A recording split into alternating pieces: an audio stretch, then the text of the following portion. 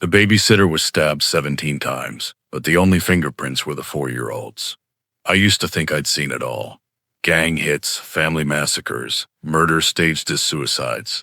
But nothing prepared me for the Gardner babysitter case. It wasn't the blood or the body. It was the fingerprints. The only ones on the knife belonged to a 4-year-old boy. I started digging through the old evidence files 2 weeks ago. This was supposed to be a simple review, cold case audit, nothing more. But the second I saw the crime scene photo, something in me froze. The girl, 19, blonde, still in her work uniform, had 17 stab wounds. Neck, chest, one in the eye. But there was no sign of forced entry, no screams heard, no defensive wounds. That didn't sit right. The boy, Tyler, just 4, found crying by the front door, hands covered in blood. He told the officers, "The man hurt Katie." But here's where it breaks your brain. No one ever found signs of another man. No forced entry, no foreign prints. The knife handle only had his, little Tyler's. At the time, the case went cold. They chalked it up to trauma, said the boy's prints were transfer prints, that he touched the knife after she was dead, maybe pulled it out, maybe tried to help. But I've held enough knives in my life to know one thing. You don't get full palm prints that clean unless you're holding it tight. So now I'm staring at a weapon that only the child held, and a dead babysitter who wasn't robbed, wasn't assaulted, and didn't fight back. I pulled the 911 call, the mother, screaming, "My son's covered in blood. My babysitter's dead." Panic, sure. But the odd thing? She never asks if her son is okay. Not once. She's more concerned about Katie. Not unusual, not proof of anything. But when you're trying to figure out who lied, you count every little thing. I tracked down the original crime scene tech, now retired. I asked him, "Did you test for partials under the babysitter's fingernails?" He said, "We were told not to waste resources. Open and shut case, baby couldn't have done it. No suspect, no prints, we moved on." But I don't believe in monsters under the bed. I believe in people. And someone killed that girl. Here's where the story turns. I requested the body cam footage from the first officer on scene. Took a while. It wasn't properly cataloged, but I found it. And in the background of that video, you hear something strange. As the officer kneels by the body, calling it in, you hear a child's voice say, "He said don't tell, or you go bye-bye too." The officer didn't react. Maybe didn't hear it, but I did. I replayed it 23 times. Tyler saw someone. He was told to be quiet, and I'm starting to think the person he saw was someone he knew. So now I'm going back to the house layout. I need to know, could someone enter unseen? Could someone already have been inside? And there's one more thing. In the coroner's notes, which I pulled from the archives just this morning, there's a line that wasn't included in the report to the press. Victim's left wrist shows signs of restraint, possible ligature bruising. Not consistent with immediate struggle. Someone had held her there, calmly, quietly, before the stabbing started, and I'm not letting go until I find out who. I started where any good investigator should, the timeline. The official record says, Katie Monroe, age 19, arrived at the Gardner house at 5:42 p.m. The mother, Dana Gardner, texted her twice, once at 5:1 to confirm, and again at 5:43. "Can you check if he's eaten anything besides goldfish today?" Katie responded, "All good, watching cartoons now." That was the last message she ever sent. The next communication was from Dana again, a 911 call placed at 7:21 p.m., just under 2 hours later, reporting a murder in my house. Her words, not mine. That phrasing stuck with me. Most people say, "She's hurt," or "She's bleeding," or even, "I think she's dead." But Dana went straight for the word, murder, like she already knew. Now, I've worked with enough grief to know how unpredictable it is. People scream, laugh, go numb. It's not a perfect science. But sometimes, it's not about what people feel. It's about what they skip. Dana never asked who did it. Never said, "Is my son okay?" She told the dispatcher, "There's blood all over my foyer. My babysitter is lying in it."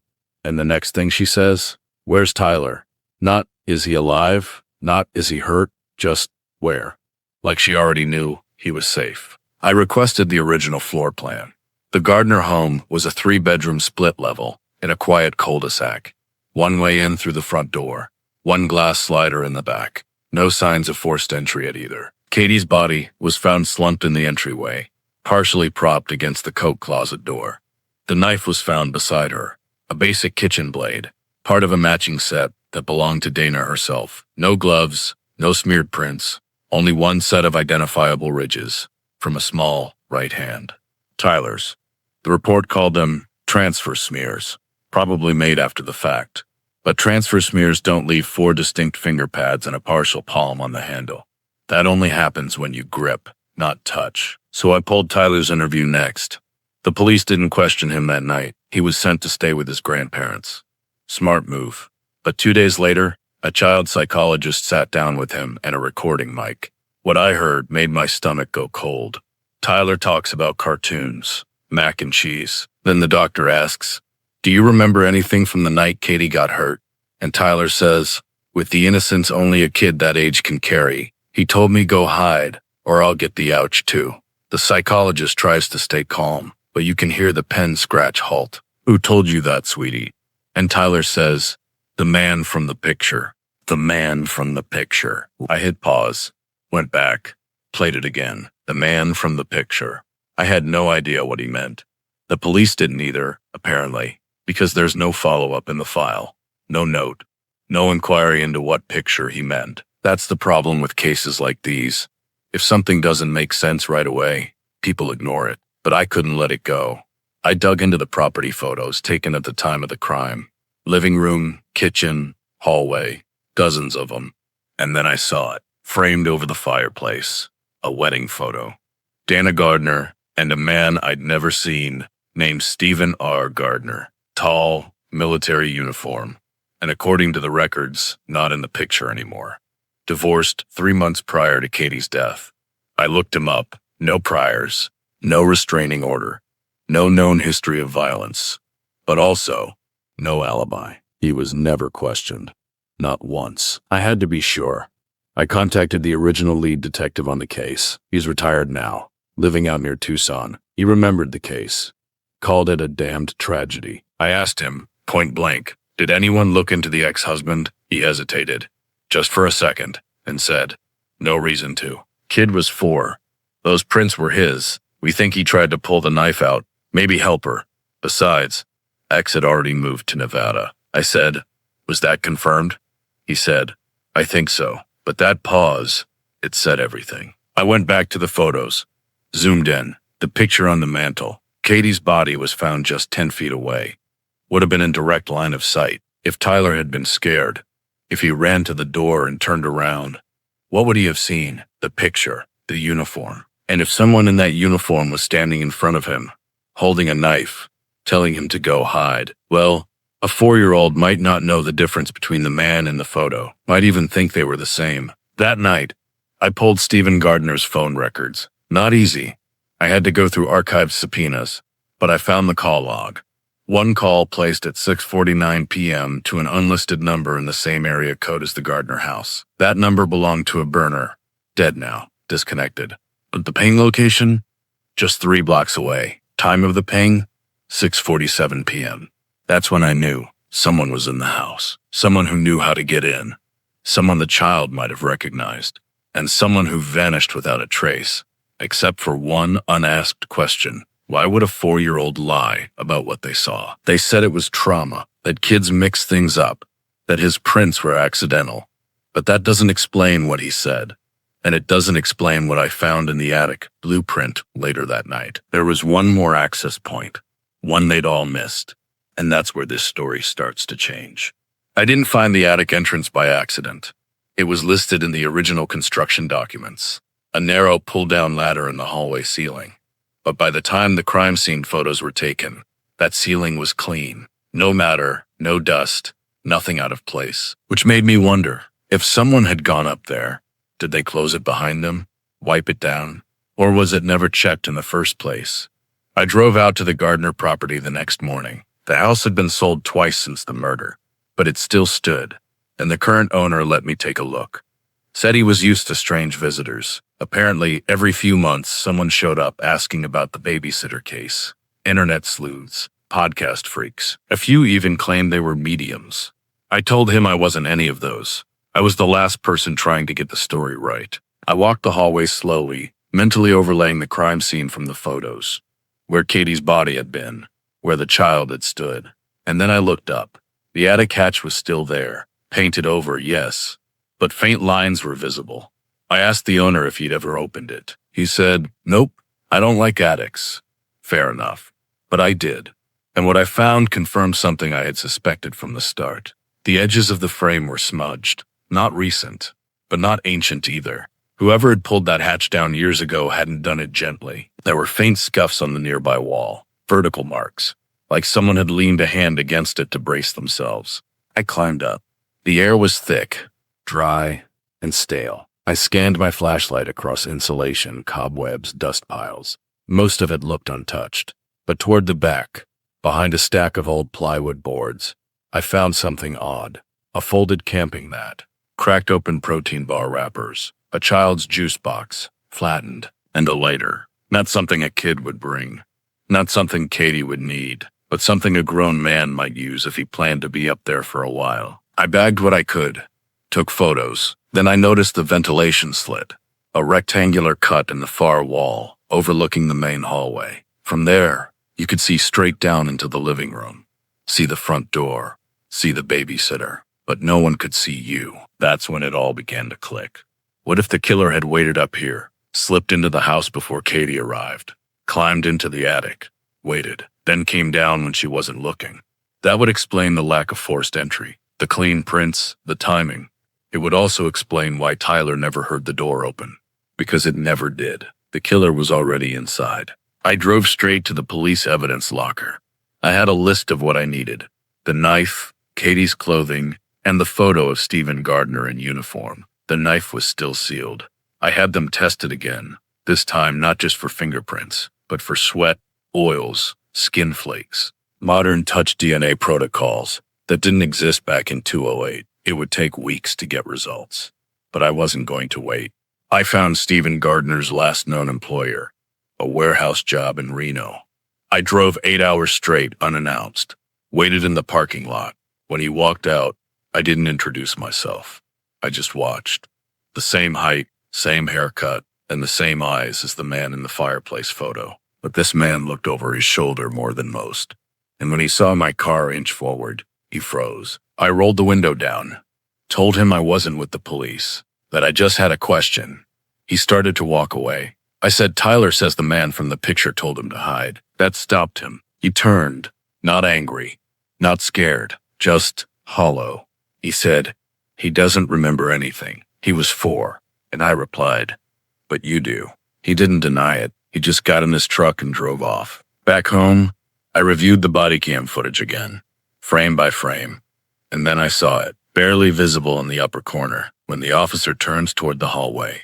A faint, rectangular outline in the ceiling, slightly ajar, only for a moment, then the camera angle shifts. They missed it. That hatch had been open when the officer arrived. I filed a request to reopen the case under new findings. My report included the attic photos, the food wrappers, and the evidence of hidden surveillance. But the department was slow. Cold cases aren't priorities unless there's public pressure. So I leaked the detail, quietly, an anonymous tip to a local crime blogger. Within days, the story went viral. The phrase, "the attic man," started trending. That's when the death threats began. Not from strangers, from someone using a burner. Again. This time, text messages. "You don't know what you're messing with. Drop it or get dropped. He died for a reason." Not she. And that's when I realized something even darker was buried in this case. Katie wasn't the intended victim. She was in the way. And the target, the reason for everything, might have been someone else entirely. There's a certain kind of rage that doesn't shout. It whispers, stalks, waits. Whoever stabbed Katie Monroe 17 times didn't lose control. They held it. Long enough to sneak in, long enough to vanish, long enough to make sure the only prints left belonged to a toddler. And that meant this wasn't just a murder. It was a performance, a message. But for who? At first I thought it was Katie, but the text she sent, the food she made, even the cartoons Tyler had on, everything in that house pointed to routine. Nothing unexpected, nothing urgent. Katie wasn't afraid, not even in the last text she ever wrote. All good, watching cartoons now. A girl who sensed danger wouldn't use the word good. So if Katie wasn't a target, Who was? Dana? Tyler? Someone else? I went back to the family file. Full background check. That's when something new hit me. Dana Gardner's maiden name wasn't Gardner. It was Karpinski. And buried in a box of divorce documents, I found something overlooked. A sealed custody filing, dated 2 months before Katie's death, filed by Stephen Gardner, requesting full permanent custody of Tyler. The grounds, concern for child safety due to maternal instability. There was no follow-up. The case was dropped. No ruling. No visitation updates. And no one had connected that filing to the murder. But here's what chilled me. Inside the attached complaint, Stephen claimed Dana had invited an unsafe male figure into the home. That phrase, unsafe male figure, shows up twice. I called the court clerk, asked if a name was ever listed. She said no, just initials. AR. No details. But that night, I searched Dana's known contacts. Social media friends, shared emails, apartment co-signers from years ago. And in one utilities record from her college apartment, I found it. Andrew R. Holloway. That's when the gears started turning again. Andrew wasn't just a friend. He was an ex. Old photos showed them together. Dana had deleted most of the tags, but not all. A few survived on a backup account. And the most recent post, from 3 months before Katie's murder. The caption, "Some people never really go away." I pulled Holloway's record. 2 sealed charges from his teams. 1 dismissed domestic complaint from 2004. Nothing that stuck, but enough to raise hairs, especially when I saw his listed address at the time. 1 mile from the Gardner residence. Walking distance. Then I looked at the 911 timeline again. Dana told the dispatcher she was at the grocery store. She said she'd only been gone an hour, but the receipt timestamp from her credit card showed a purchase at 6:22 p.m. The call came in at 7:21. That's 79 minutes. And the store? Less than a 10-minute drive away. So where was she for the missing hour? I went to the store. The same chain, different staff. But they had a policy, long retained CCTV archives for theft audits. I filed a request for any footage still held from that week in July. It was a long shot, but luck favors the stubborn. And after 4 days, I got a call back. They had footage. The checkout lane. There she was. Dana, hair tied up, sunglasses, reusable bag. But not alone. Standing behind her was a man in a gray hoodie. They didn't talk, didn't touch, but they left the store within seconds of each other. I froze the frame, zoomed, cross-checked it against an old photo of Andrew Holloway from a boating license. Same jaw, same posture. But the clincher? The hoodie. A university hoodie. Same school he attended. The odds of 2 strangers with that build, that face, and that exact shirt, near zero. So here's what we have. Dana leaves her son with Katie. She goes to the store. She's seen on camera with a man who fits the profile of someone her ex-husband accused her of letting near their son. An hour later, Katie is found dead. Tyler is alone, and the only fingerprints on the knife are his. I called the original forensic pathologist, asked if there was any way Katie could have been killed earlier, before Dana left. She laughed, said the time of death was exact, between 6:50 and 7:10 p.m. Body temperature, blood pooling, stomach contents, all aligned. Katie died after Dana's store visit, meaning the man in the hoodie had time to follow her, watch the house, slip in. But why stab Katie? Why that much overkill? Unless she wasn't supposed to be there, unless the killer thought Dana would be alone, or expected the door to be unlocked, or saw Katie and thought she was Dana, in the dim light from behind, maybe. Wrong place, wrong time. Or worse, maybe Katie recognized him, called him by name. Maybe she knew more than she let on. I went back to her phone logs, not the texts, the call history. 2 weeks before her death, she'd called a number 7 times. No name saved, just digits. I ran a reverse search. Prepaid line, registered under a fake name, but it matched one of Andrew Holloway's burner numbers used in another case years back. One the police never tied to anything. Why was Katie talking to him? Why would the babysitter be in touch with the man who might have killed her? She wasn't just a witness. She was trying to warn someone, and someone made sure she never got the chance. The more I looked at Katie's call history, the more it started to read like a countdown. That burner number wasn't the only unsaved contact in her logs. There were 3 others. One of them had only 1 call, just 42 seconds, made at 10:19 p.m. the night before she died. No voicemail, no follow-up.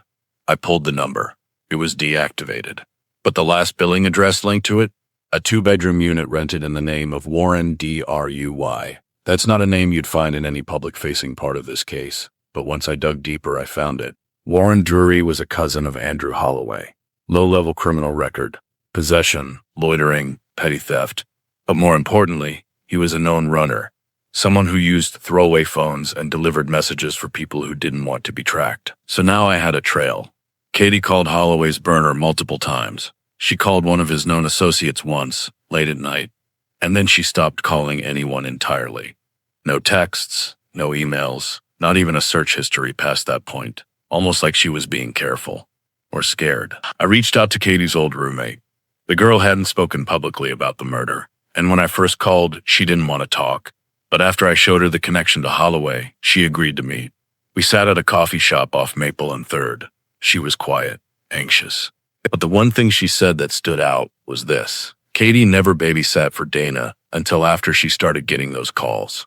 I asked, "What calls?" She looked around and said, "Blocked numbers, always late." Sometimes she'd answer and no one would speak. Other times she'd hang up and look different, like she already knew who it was. Katie had gone to the police once, just once, filed a vague harassment report, but she never followed up, never pressed charges. Maybe she thought they wouldn't believe her, or maybe she was trying to fix something herself. That made me think of Tyler, the boy left behind.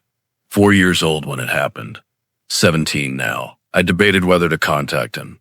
It felt invasive, but then I remembered what he said on the original recording. The man from the picture told me to hide. That detail, that sentence, it had haunted me since the beginning.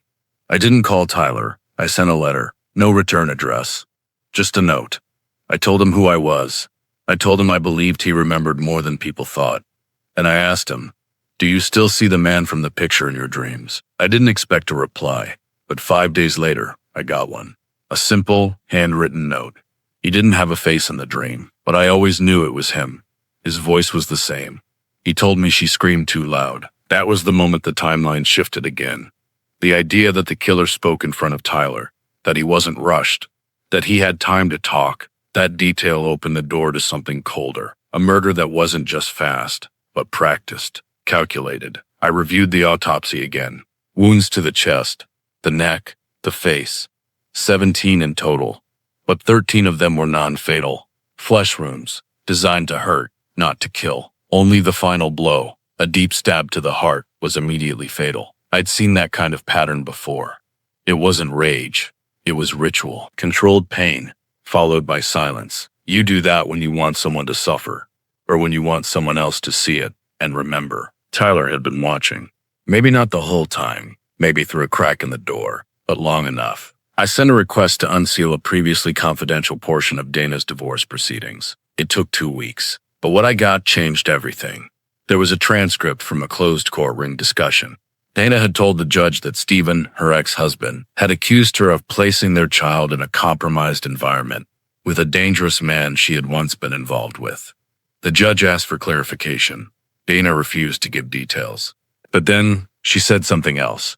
He told me if I didn't get rid of him, he'd do it himself. And I didn't think he meant that literally, but maybe I should have. That statement was never submitted into evidence, never shared with law enforcement.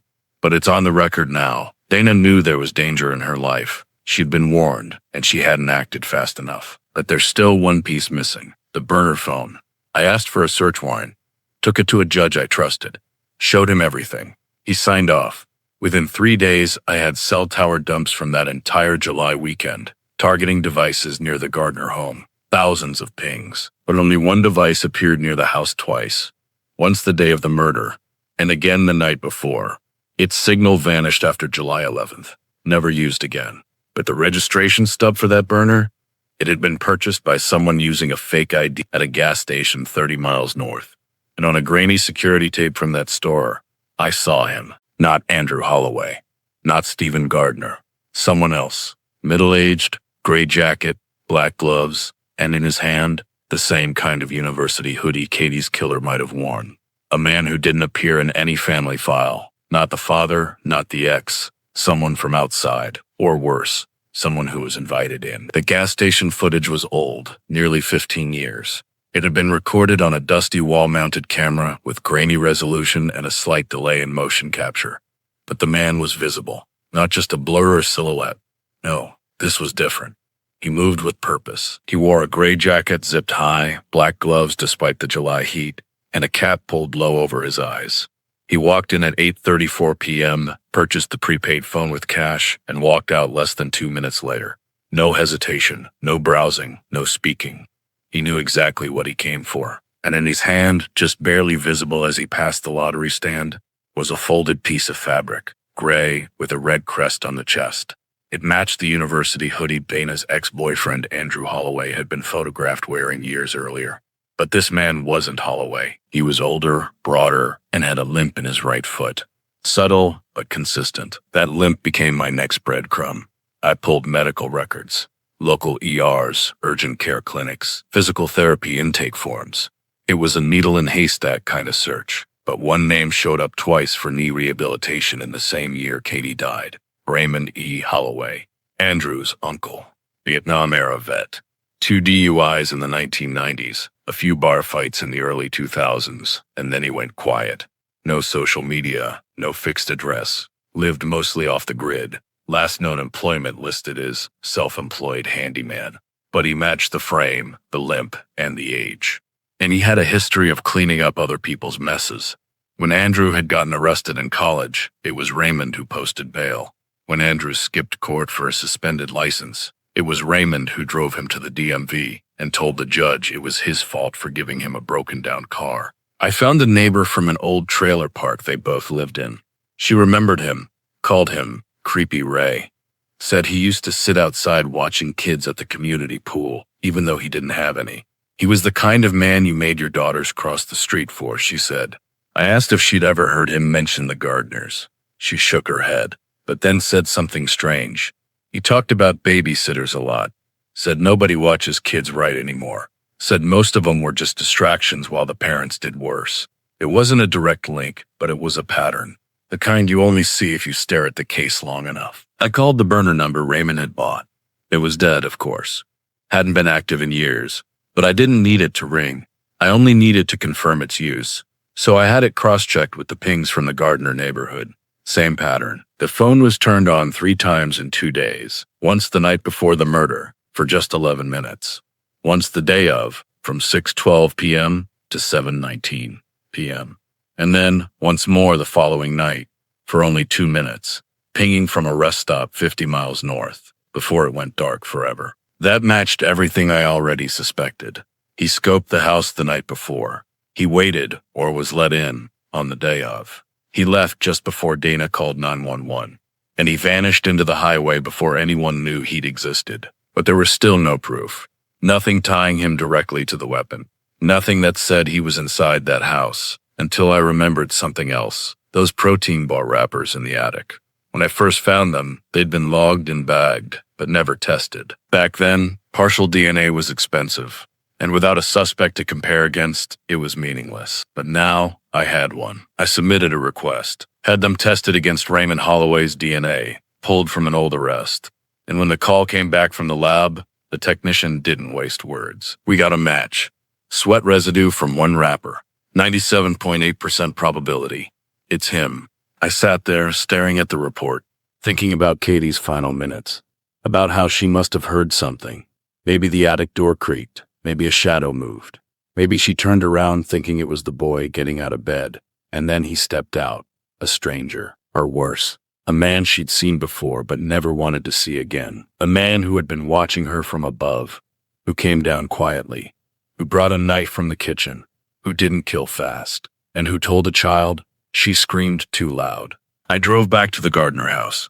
The new owners were gone for the week.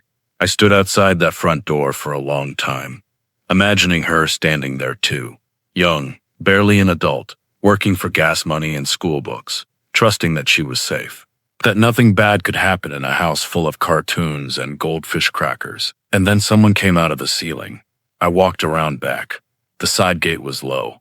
Easy to climb, a trash bin stacked just beneath the attic vent.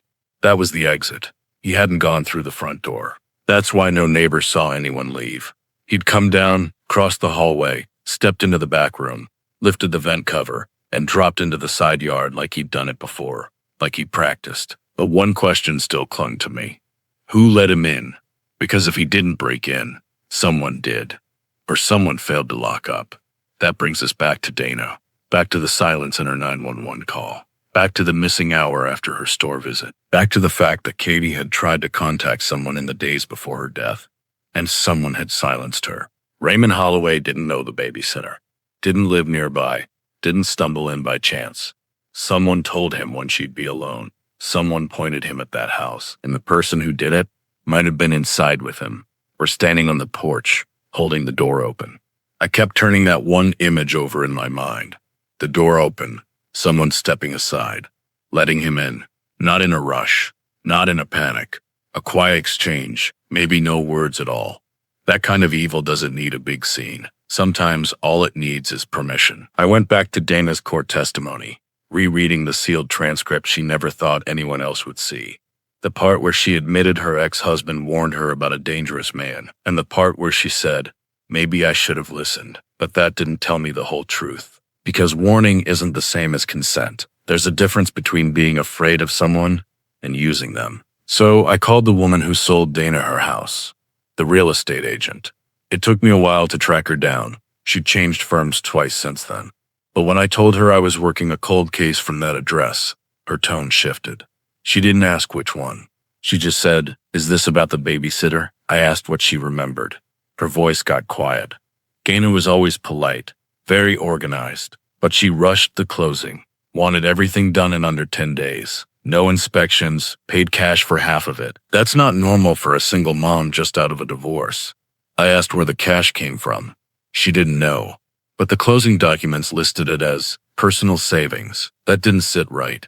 I ran her banking history. In the 6 months leading up to the sale, there were no large withdrawals, no deposits, no transfers, which meant the cash didn't come from her bank account. It came from somewhere else. That's when I remembered the burner phone, the one Katie had called, the one tied to Andrew Holloway's cousin, Warren Drury. I traced Warren again, looking for connections to Dana. There was nothing official, no shared addresses, no employment overlaps. But then I searched for shared transactions, public records, and I found it. 1 week before Dana purchased her home, a cashier's check for $22,000 was signed over to her, sent from a small law office out of state, with a note, for services rendered. That office had represented Warren Drury in a minor traffic case a year earlier. I called the firm, told them I was reviewing documentation for a wrongful death case.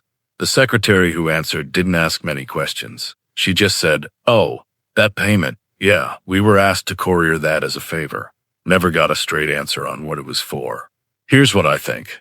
Dana owed someone a favor, or she took money she didn't want tied to her name. Either way, she made herself vulnerable. And someone, maybe Warren, maybe Andrew, maybe even Dana herself, used that leverage to put Katie in harm's way. I still didn't have direct proof.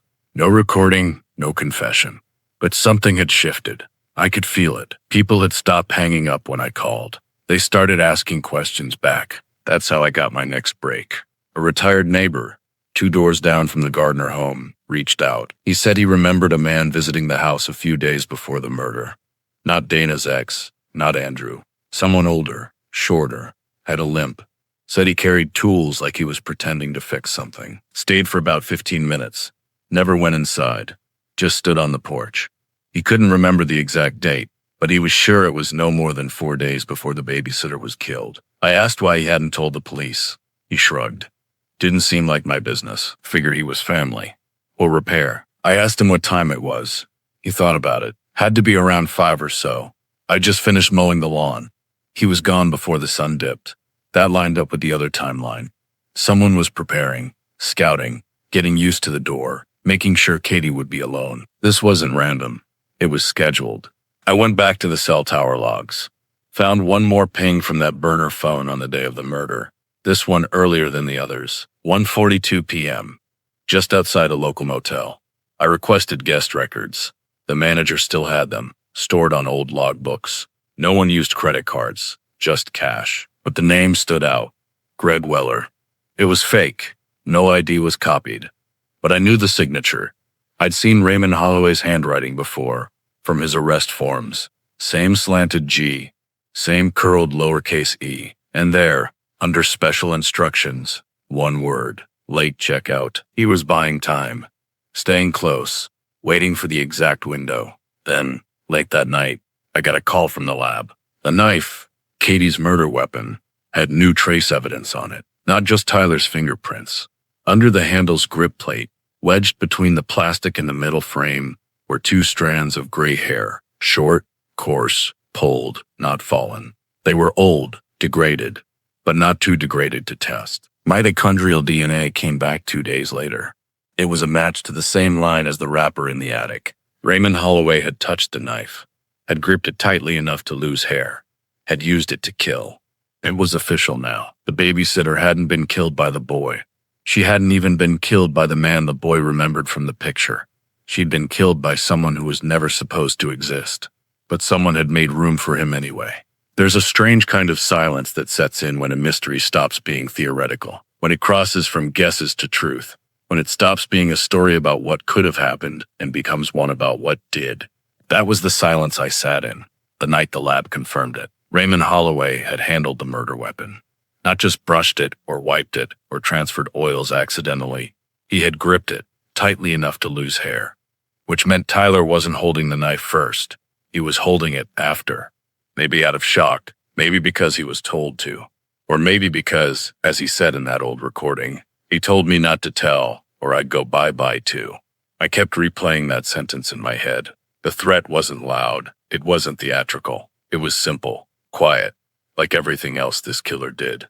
I filed a petition to have the case reopened formally, this time not just as a cold case, but as a homicide with new DNA evidence. The district attorney's office stalled, claimed there wasn't enough for prosecution, said the suspect was elderly, in poor health, and no longer a threat. I said none of that mattered. Katie was still dead. Tyler had still lived 17 years under a lie. That needed to count for something. I pushed harder, presented the full chain of events, the burner phone, the attic, the motel, the DNA. Finally, they agreed to reopen the file, for review. Not arrest. Not yet, but they were listening now.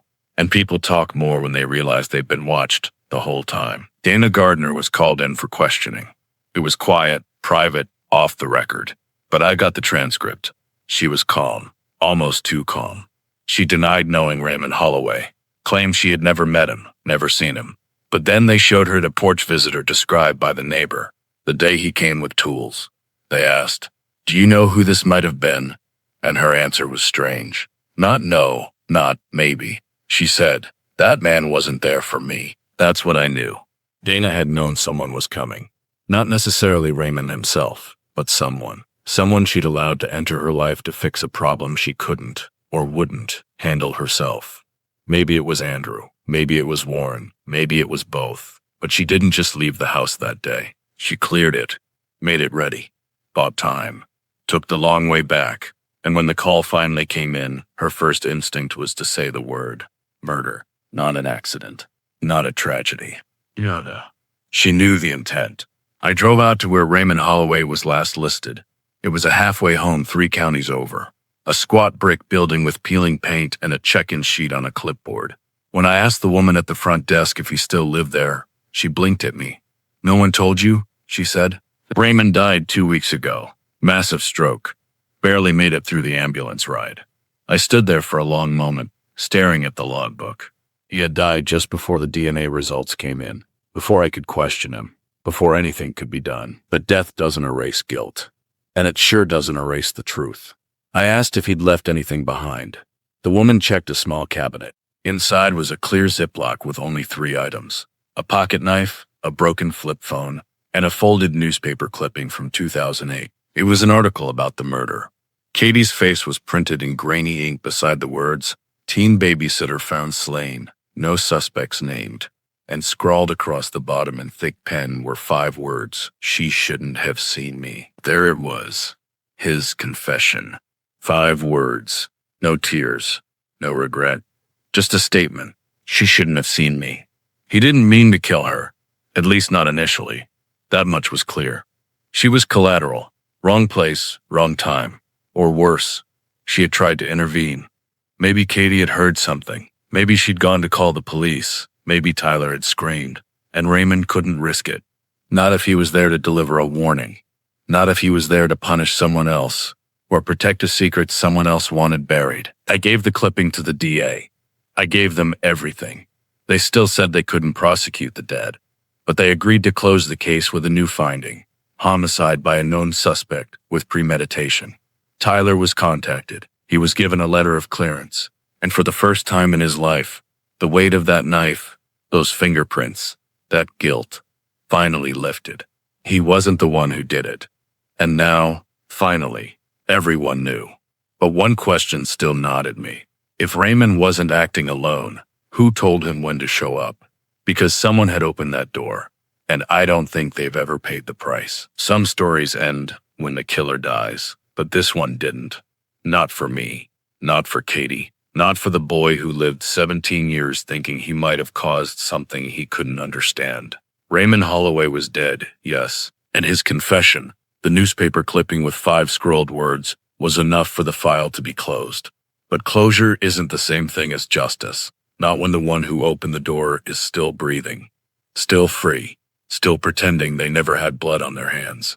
I kept digging, not because I thought I'd get a conviction, but because I couldn't stop, not when I was this close. I started revisiting the financial records around Dana Gardner's house purchase, that untraceable $22,000 cashier's check, the one delivered from a law office linked to Andrew Holloway's cousin, Warren. On a hunch, I pulled phone records for the same law office, backdated to that summer. I wasn't expecting much.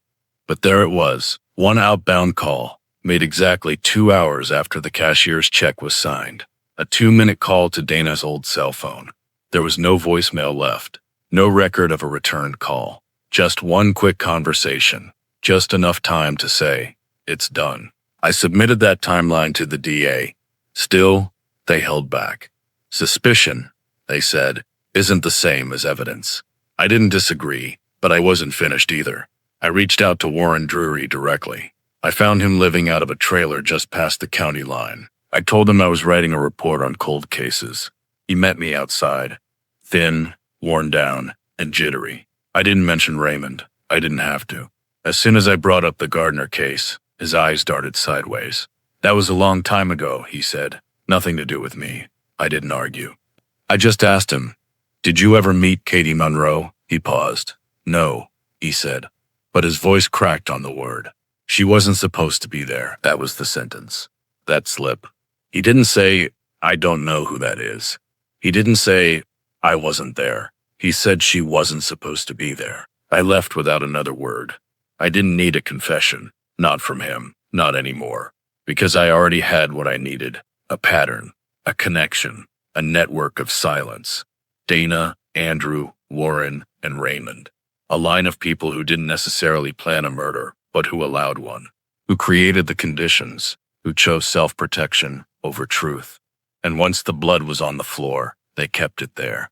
They let a 4-year-old boy live with the image of a dying babysitter and a bloody knife in his small hands. They let a grieving mother bury her daughter without answers. They let the truth rot in an attic no one thought to check. And even now, they sleep in their beds, while Katie sleeps in the ground. I filed my final report, 57 pages. Photographs, audio excerpts, DNA results, surveillance stills, a list of calls, texts, transactions, receipts, all of it. I didn't send it to the police. I didn't send it to the DA. I posted it online. No name, no credit, just the story, just the facts. And within 24 hours it spread. People read it. People commented. Some offered theories. Some shared it. And some, quietly, anonymously, sent messages that told me they knew more. One of them stood out. It was sent from a scrambled IP, no return address. 3 words. She let him in. That was it. No explanation. But it confirmed what I'd already accepted. Dana Gardner never stabbed Katie Monroe. She didn't break the law. Not directly. But she knew. She knew someone was coming. She knew someone dangerous had been circling her life. And rather than face the consequences of what she'd let in, she shut the door behind someone else. A babysitter who asked too many questions. A girl who saw something. A girl who wasn't supposed to be there. And in doing so, Dana bought herself a little more time, a little more control, a little more silence. But silence doesn't last forever. I heard that Tyler is applying to college now, somewhere far away. He's thinking about studying psychology. I think he wants to understand what happened, not just to Katie, to himself. He'll carry that memory forever, whether he remembers it clearly or not. But now he knows the truth. It wasn't his fault. It never was. As for me, I've closed the file. Not because it feels complete, but because I've followed every thread. I've stood where she died. I've climbed into the attic where the killer waited. I've seen the exact moment when the system failed to ask the right questions. And I've come to one conclusion. Some monsters don't kick the door down. Sometimes they wait to be invited. And sometimes the real crime isn't the one you commit, but the one you allow. Case file closed. Truth never forgotten.